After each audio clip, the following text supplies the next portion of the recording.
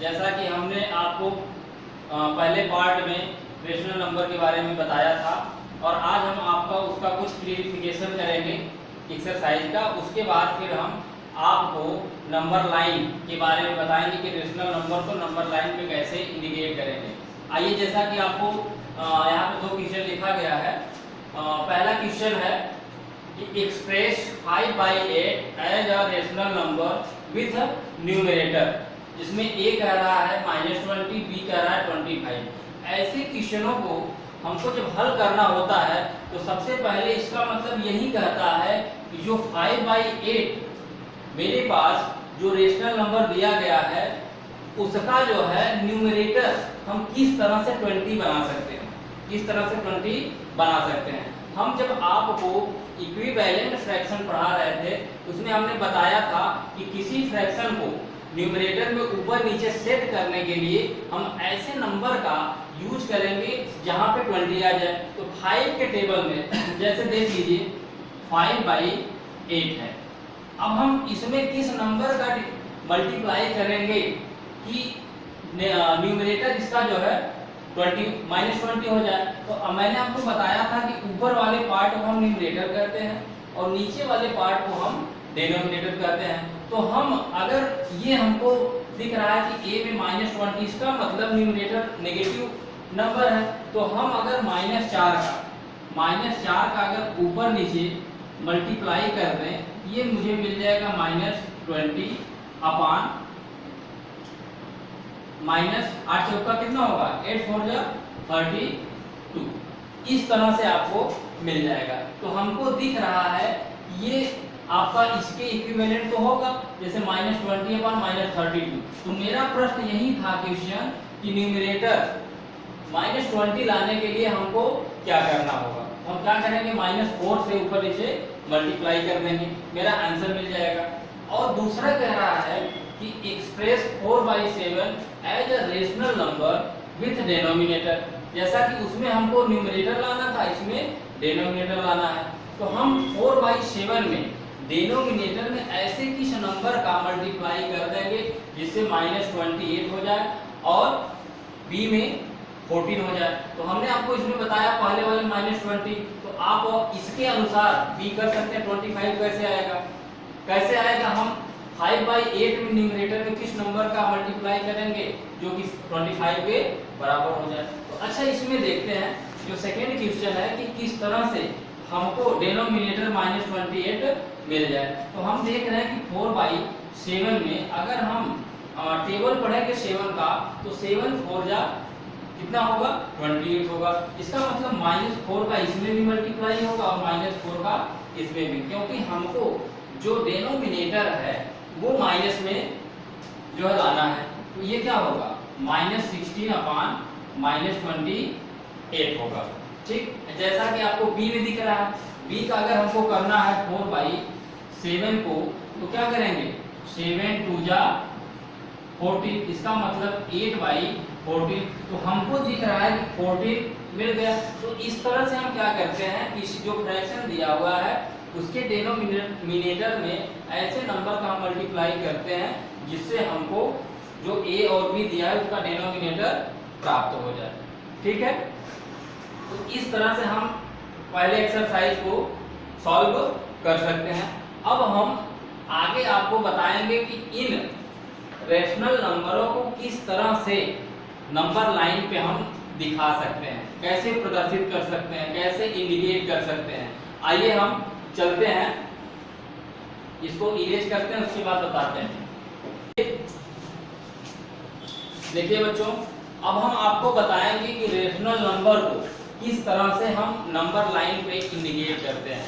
जैसा कि हमने आपको अभी रेशनल नंबर के बारे में बताया, उसके प्रकार बताए, टाइप्स, और हम देख रहे हैं कि रेशनल नंबर को न्यूमरेटर और डिनोमिनेटर में कैसे सेट करते हैं, ये हमने आपको बताया। अब हम जानेंगे कि आखिर रेशनल नंबर को किस तरह से हम नंबर लाइन पे इंडिकेट करते हैं। सबसे पहले हम आपको बताना चाहेंगे कि नंबर लाइन होता क्या है।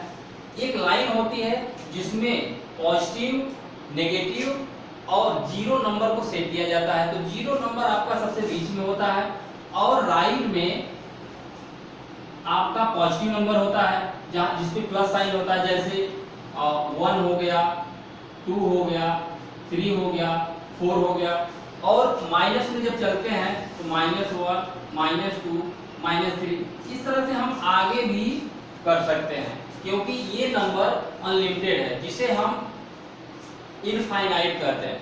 क्या कहते हैं? इनफाइनाइट तक ये नंबरें जाएंगी, तो हमको जहां तक जरूरत होती है वहां तक हम अपना लिख लेते हैं।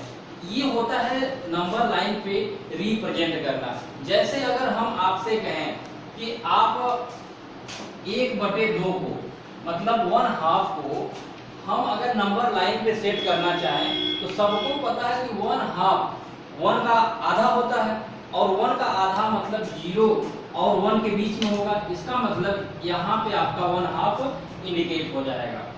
लेकिन कभी कभी जब हम रेशनल नंबर पढ़ते हैं तो ऐसे कॉम्प्लिकेटेड एग्जाम्पल आ जाते हैं, जैसे मान लीजिए कि -5/8 आ गया, या फिर 7/8 आ गया, ठीक, या फिर 3/5 आ गया, या फिर 1/9 आ गया। तो ऐसे नंबरों को हम किस तरह से जो है दिखाएंगे, तो आइए हम जानते हैं कि ऐसे नंबरों को कैसे दिखाएंगे। इसका सबसे सरल तरीका है, अक्सर हम देखते हैं बच्चों को यही दिक्कत होती है, वो अक्सर इन संख्याओं को जो है दर्शाने में गलती कर जाते हैं। लेकिन आज हम आपको सबसे सरल तरीका बताएंगे कि किस तरह से नंबर लाइन पे नंबरों को दिखाया जाता है।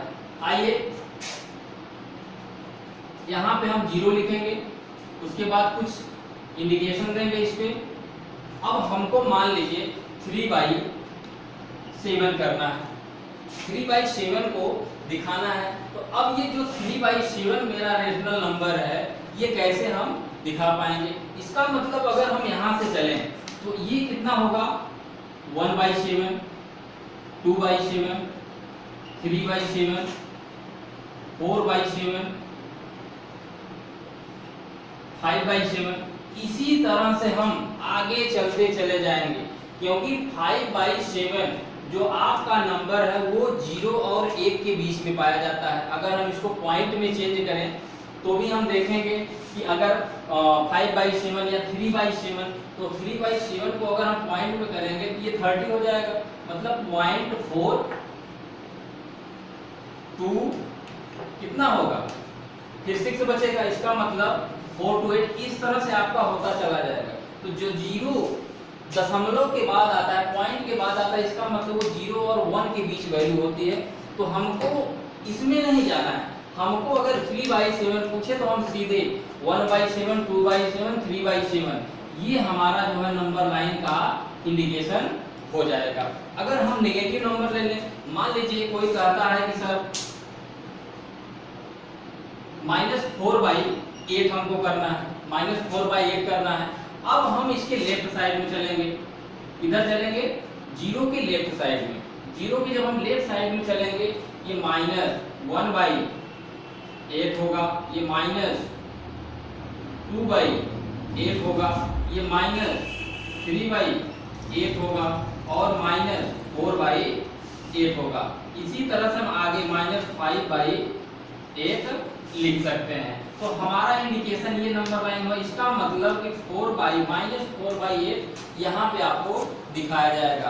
तो ऐसे हमको चाहे जितने भी एग्जाम्पल मिले, हम उसको इसी तरीके से, कुछ लोग कहते हैं कि अगर 12/13 हो जाए तो इसका मतलब हम 1/13 करेंगे, 2/13 करेंगे, 3/13 करेंगे, 4/12/13, चाहे पॉजिटिव हो या निगेटिव हो, इस तरह से नंबर लाइन को बड़े आसानी से दर्शा सकते हैं, जिससे कि आपको किसी भी प्रकार की असुविधा नहीं होगी। अब देखिए, आपने देखा कुछ नंबरों को, तो इस तरह से हम क्या कर सकते हैं, नंबर लाइन पे दिखा सकते हैं। जैसा कि हमें उम्मीद होगी कि आप लोगों को बहुत अच्छी तरीके से जो है समझ में आ गया होगा। तो ऐसे ही आप नंबरों को लीजिए और नंबर लाइन पे दर्शाने का प्रयास कीजिए, क्योंकि जितना अधिक से अधिक आप प्रयास करेंगे, प्रैक्टिस करेंगे, उतना कॉन्सेप्ट आपका जो है क्लियर होगा।